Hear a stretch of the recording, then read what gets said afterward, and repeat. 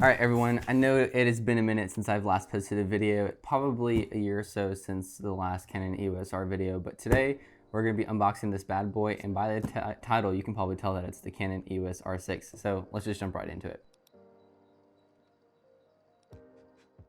So here in this box, we have the Canon EOS R6, and I ordered this from Sammy's Camera, and there's a long line of sequence of events that I will further explain in future videos, but I ultimately ended up on deciding to order the Canon EOS R6, and then I will order the Canon EOS R5 whenever that kind of comes back in stock, and I have two lenses, the 15-35 and the 24-105 on the way in order. So here in the box, you can see that this is the R box. I ordered this from Sammy's Camera, like I said earlier, and every time you order from Sammy's Camera, they come super packaged really well with all these kind of peanuts and stuff. So let's see if we can just go ahead and pull the box out of the shipping box.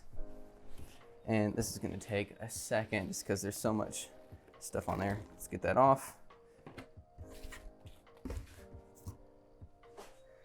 And of course we have extra peanuts, but here we have the Canon EOS R6. And I'm gonna try and show this top view and the side view over here, primarily the side view. I'm using my GoPro and just the camcorder that I have lying around.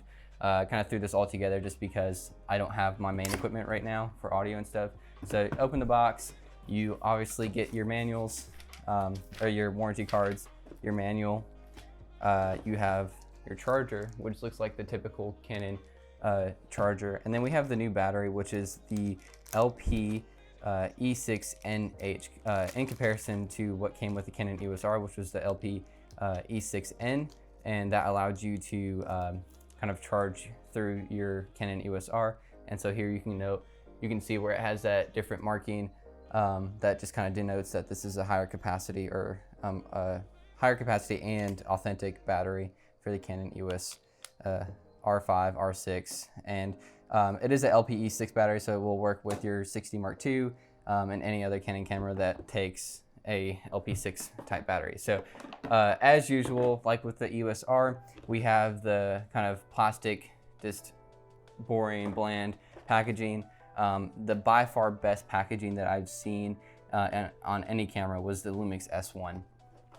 So I did end up ordering this with the RF to 24-105, not the F4 kit, but the 4 to 7.1 STM kit, and that was because that was the only one that was in stock anywhere.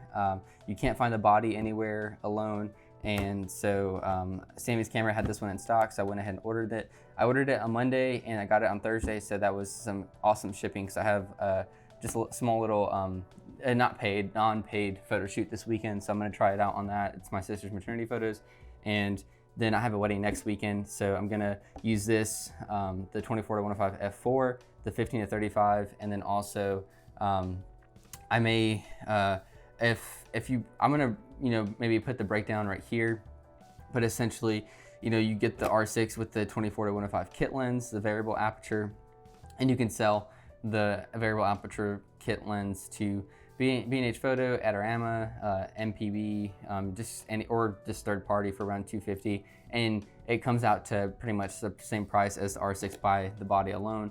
And also you get the 3% through Sammy's Camera, so that's really awesome. So that makes it even worth it. And I used my Apple Card, so I got an extra like 1% with that. So yeah, let's go back to the what you came here for. And so after these two layers of plastic right here, you are opened up to the kit lens on the left right here. So here's the kit lens. You can see it has the 24-105 and it extends out that way. It extends maybe like 4 or 5 inches, and then there's the front element, and it has a, I want to say 67 filter thread, and then there's the back. So this does not have the typical kind of weather sealing ring, which I do wish it had, just to add that extra layer of protection. So we're going to set all this aside really quickly, and then we'll get to the main thing that we all are wanting to see and have been patiently waiting for. So close that up. There's the box on all sides. You have You know, it shows the kit lens and the body. There's some information, some more information. Pretty much what you would expect from the Canon EOS R packaging and stuff. So nothing too spectacular. Do have the strap, which I don't typically use the straps. This one's a little thinner than I think what came with the EOS R, and it feels it has that silver knitting or stitching. I know on the 1DX Mark III body you get like a gold stitching, so pay $6,000 for that. Go ahead.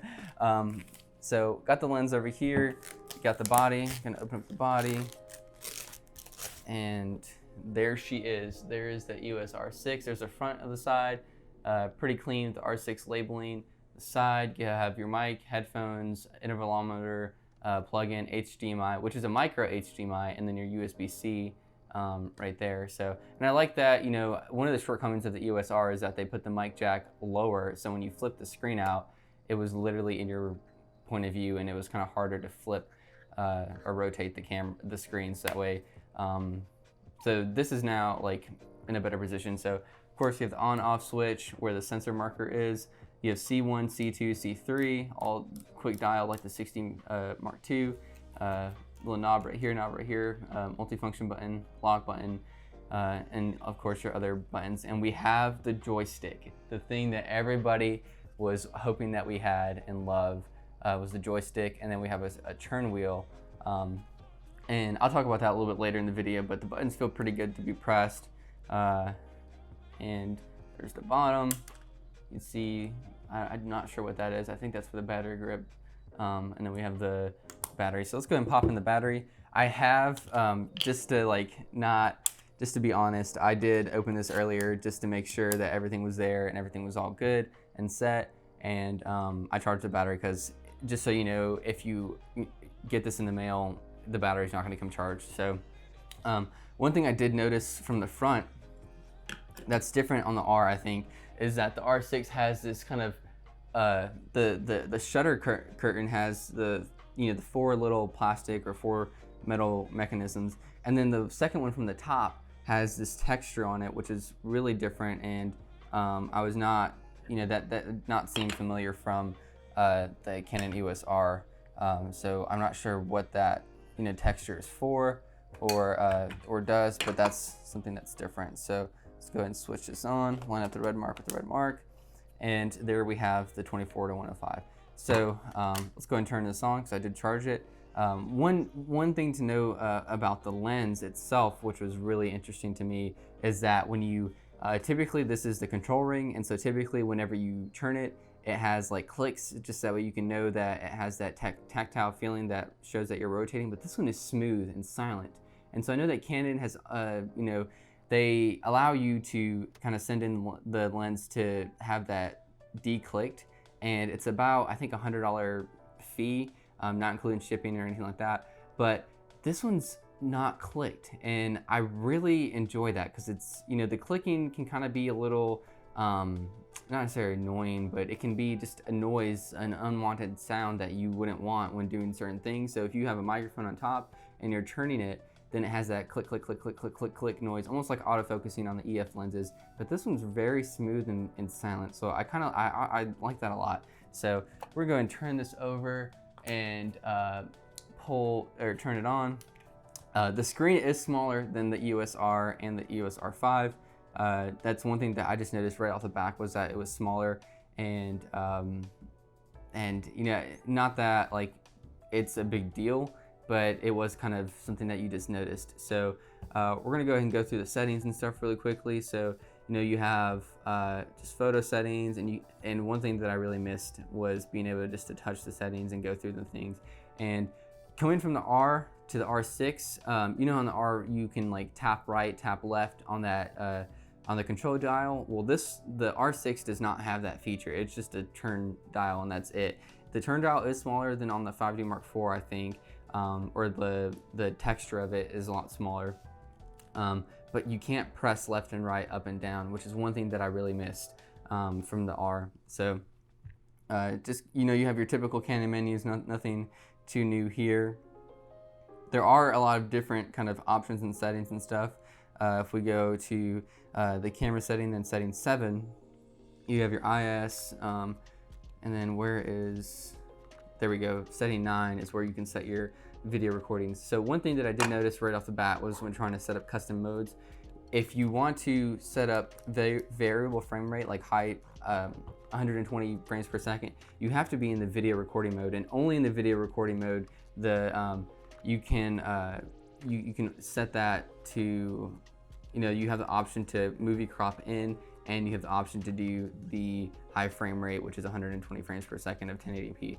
So only then in the video manual mode or video recording switch will you see the actual recording setting of your video settings and the red dot to record. So, but if you switch to just manual, in the R, in order to set video recording modes, you could go to manual, adjust your setting, and then set it to C1, C2, C3, or C1 and C2, I think, and C3. But in the R6, whenever you can set like video recording modes. So I have 4K 60 at setting 3, I have 4K 24 at setting 2, and I have just, I think, 1080 24 at setting 1. But when you're in those modes, you will not see the actual recording settings. So you kind of have to remember what setting you're picking and what that setting is. And it doesn't have the recording symbol, and that's just kind of a couple things that I noticed right off the bat, which was a little different. And then also, if you set those custom modes, you cannot choose for movie cropping. The only way that you can choose movie cropping is in the video mode itself. So I'm hoping that Canon fixes that in the future, just because that's something that's just really convenient, and it speeds up the workflow overall, and so that way you know what setting you're in. So let's go ahead and move to the side real quick, and here you can see the dual card slots 1 and 2. I think they're both dual UHS 2, but they can't dual record. So I already went ahead and put a SD card in there, just that way I had that ready to go. And yeah, that's pretty much it for the unboxing. I'm not sure what else there is to say about it. I was looking through the EVF earlier, and the EVF, I definitely like to use the back of the screen more than the EVF. But I'm not sure if the EVF, like, the resolution is just all there. Like, it just feels like it could be better, But I do use mainly the back of the screen whenever I'm shooting photos or videos. So yeah, if you guys have any questions, feel free to ask them down in the comments below. I do have the 15-35 and the 24-105 on the way, and then sometime after that, I'll try and see if I can find a Canon R5 in stock and make a video about that. I do have some more, I guess, ideas for videos down the road. And if you have any questions or like suggestions that you would like to see, or just any questions about the camera in general, feel free to ask me, and I'll try and respond to those as soon as possible. So, the one other last kind of note thing was that the grip is a lot smaller than the EOS R. Not like significantly smaller, but you can, when you grip it, it is smaller, but it still feels really great and fits my full hand of the grip. So I'm not worried about that at all in comparison to like the Sony a7 III or those series bodies where like it's just insanely small. So yeah, I'm gonna wrap it up for the video. That was the EOS R6 unboxing. If you guys have any questions, feel free to comment those down below. Subscribe for future videos that I have coming out, and thanks so much for watching, and see you in the next one.